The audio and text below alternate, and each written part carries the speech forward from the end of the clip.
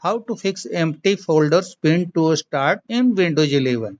Hello friends, sometimes you might notice empty folders pinned to start. Follow the steps to remove them.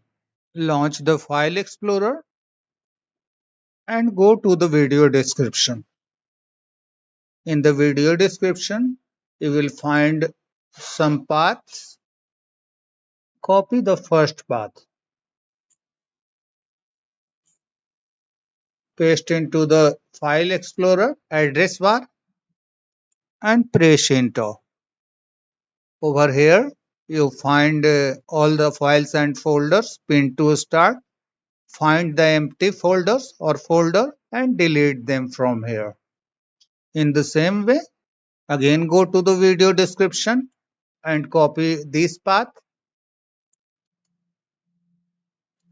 paste into the address bar of the File Explorer and press enter. From here, you can also delete the empty folder or folders. Once you delete from both the folders, the empty folders will be removed from the start menu or start. That's all friends. Thanks for watching the video.